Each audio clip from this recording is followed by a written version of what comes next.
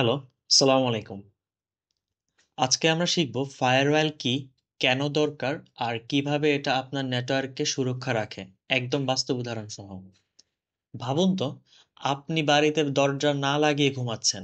তখন চোর ঢুকে যে কোনো কিছু নিয়ে যেতে পারে। কম্পিউটার আর নেটওয়ার্কের ক্ষেত্রেও ঠিক একই জিনিস ঘটে, যদি না থাকে ফায়ারওয়াল। ফায়ারওয়াল কি? সহজ ভাষায় ফায়ারওয়াল হচ্ছে আপনার নেটওয়ার্কের নিরাপত্তা প্রহরী।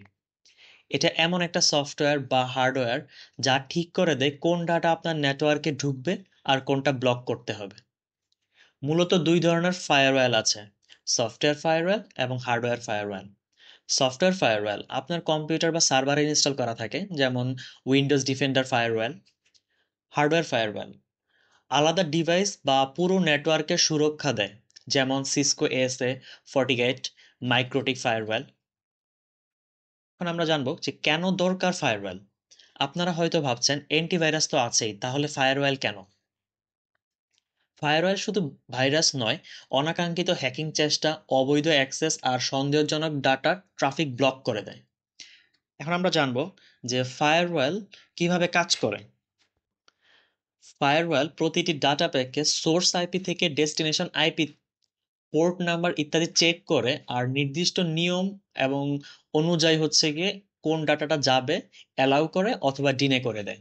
আইএসপি নেটওয়ার্কে এবং ব্যাংক নেটওয়ার্কে কিভাবে ফায়ারওয়াল কাজ করে? সহজভাবে বোঝা যায় আইএসপির দিক থেকে। ইন্টারনেট থেকে ট্রাফিক আসে, ফায়ারওয়াল চেক করে বৈধ কিনা। তারপরে ডিডোস প্রোটেকশন বিশাল আক্রমণ ঠেকায়। তারপর থেকে কোর রাউটারে সঠিক গ্রাহককে ট্রাফিক পাঠায়। শেষে গ্রাহকের ইন্টারনেট সার্ভিস নিরাপদ থাকে। আর ব্যাংকের দিক থেকে ইন্টারনেট থেকে ট্রাফিক আসে, ফায়ারওয়াল শুধুমাত্র ওয়েব সার্ভারকে পাঠায়।